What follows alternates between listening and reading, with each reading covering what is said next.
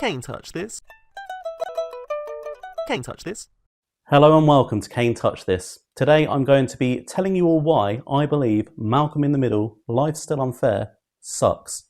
Now, Malcolm in the Middle, Life's Still Unfair is, of course, the sequel, the 4-episode reunion sequel to the phenomenal Malcolm in the Middle show that ran for 7 seasons between 2001 and 2006.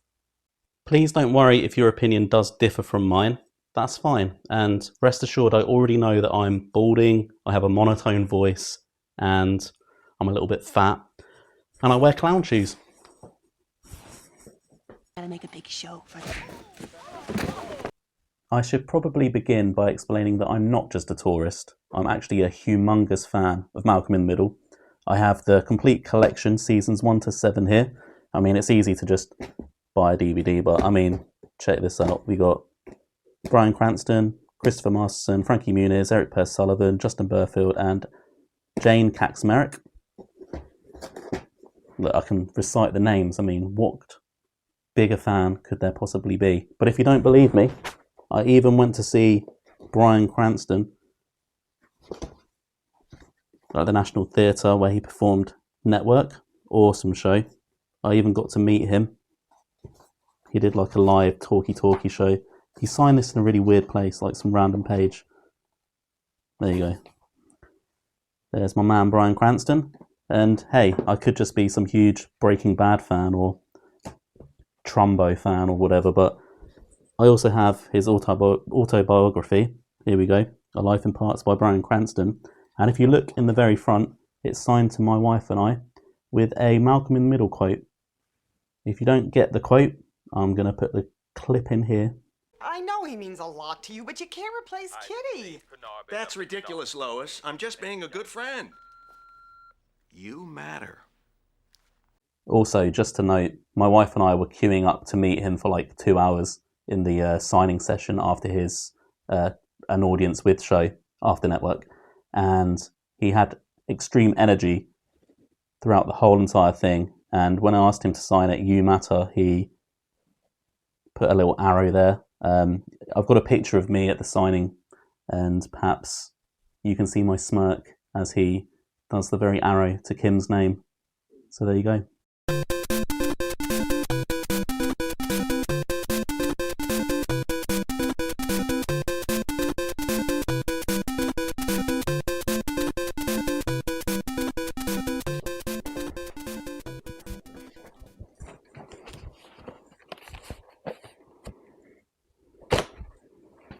Anyway, it would be rude of me to not begin with what I thought was good about the show. The good. So the good things are, they got almost everyone from the main cast back. They didn't do much interesting with them, but they did get them back. So we've got Lois, Hal, Malcolm, Reese, Francis, and some guy that looks a lot like Dewey. They all look great. The performances are fine. I don't think the characterizations are right. They feel distinctly off, but I don't think they gave a bad performance.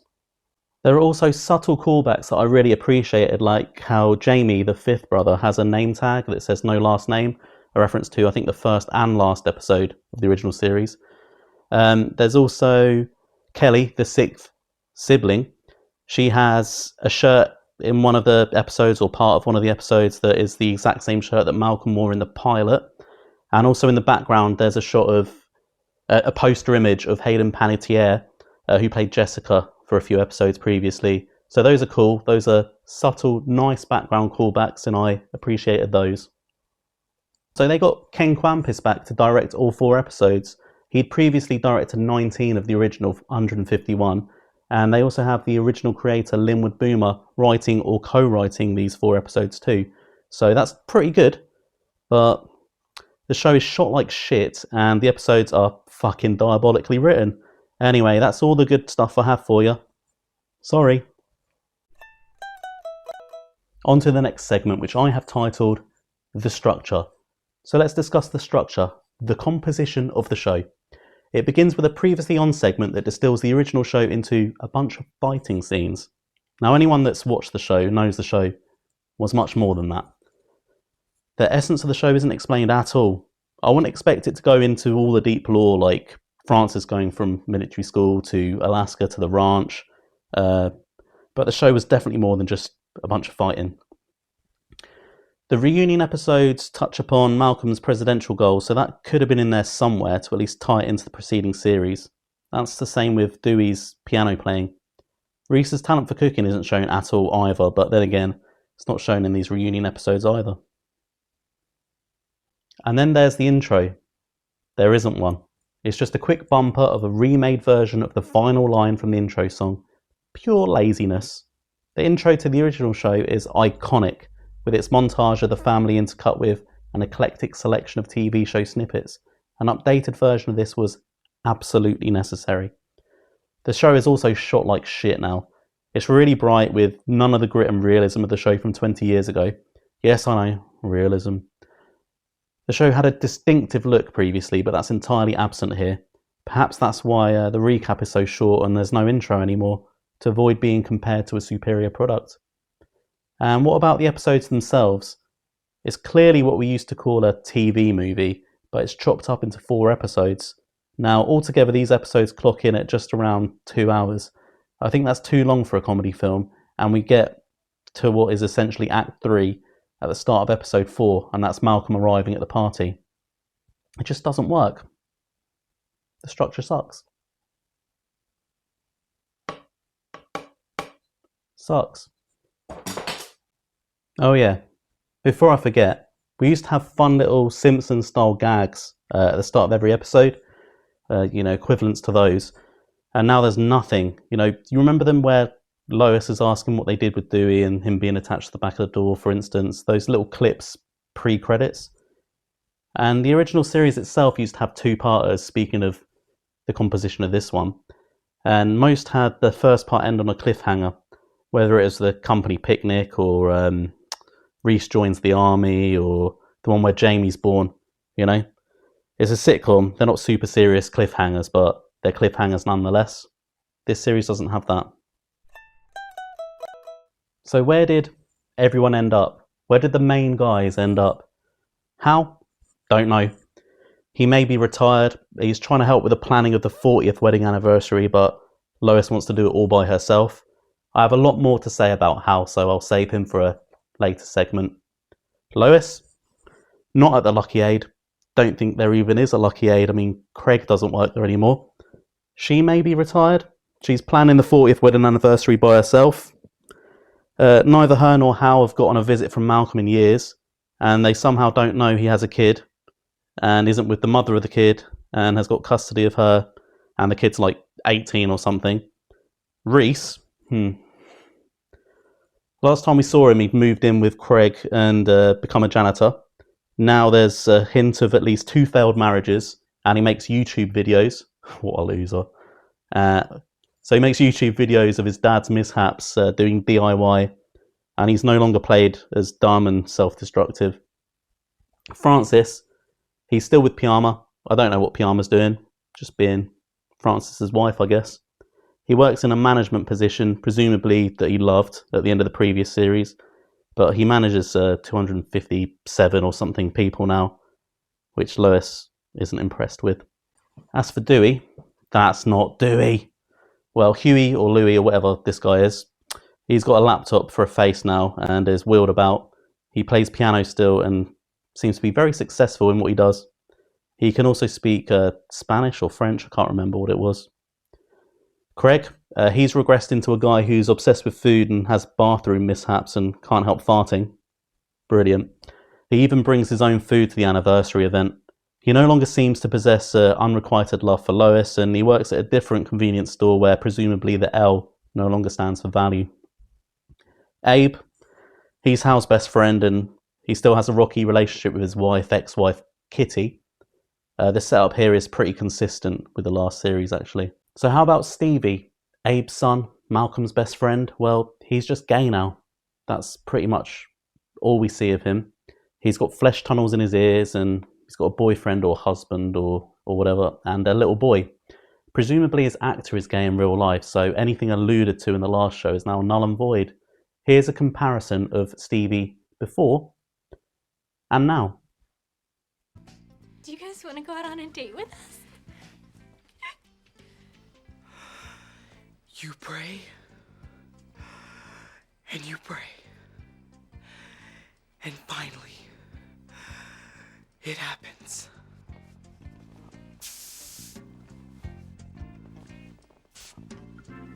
Which makes it even sadder that he only has 2 months to live. What? What? Stevie, they have a right to know. Oh my God. Is it true? I've been told I'm very brave. This is what your son is up to. Stevie! What are you doing? Where's Reese? How's little Max? How's Glenn? Cute. Needy. Hey, Malcolm, can he call you back? It's his turn for story time, and we need to finish before midnight. Okay. Thanks anyway. Sorry, man. You're in a wheelchair and I'm needy. Well, there you go. People change or whatever, but I just don't buy it here. It's like when they made Sulu gay in the Star Trek films because George Takei is gay in real life. I feel like I shouldn't have to point out that I have nothing against gays, but I absolutely have something against going against a previous characterization, especially when it literally serves no purpose here. He does still have those long breathy pauses between each word, so that's fine, and they do something funny. I'll show a clip here. Hal is a great man.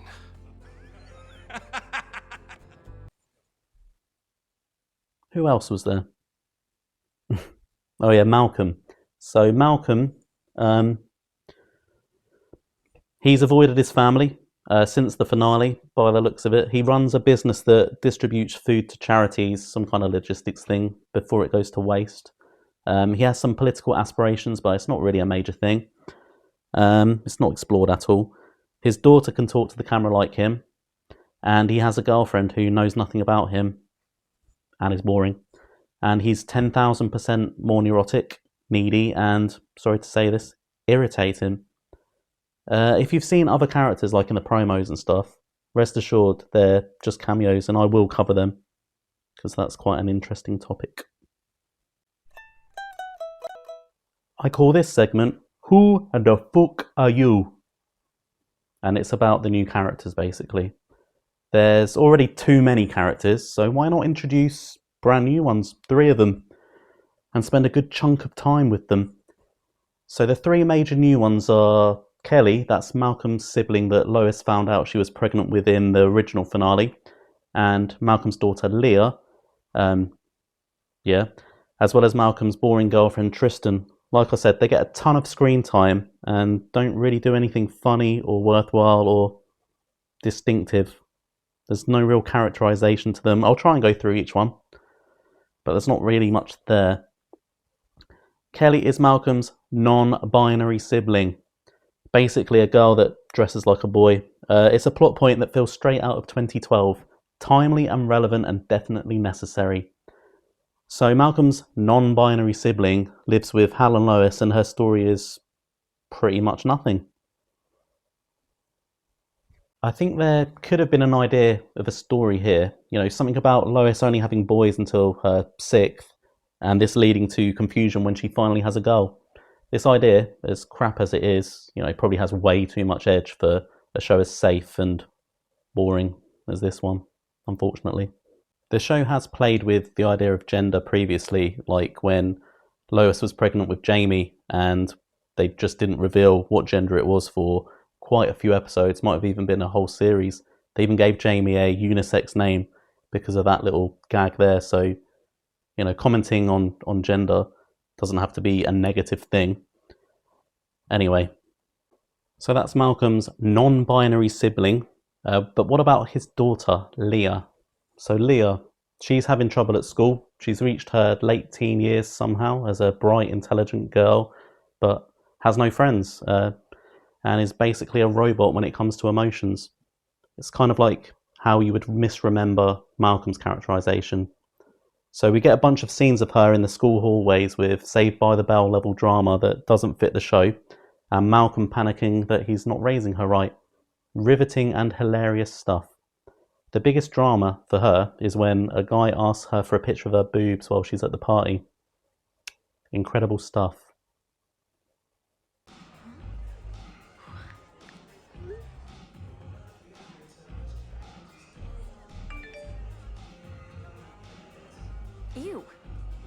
Ew!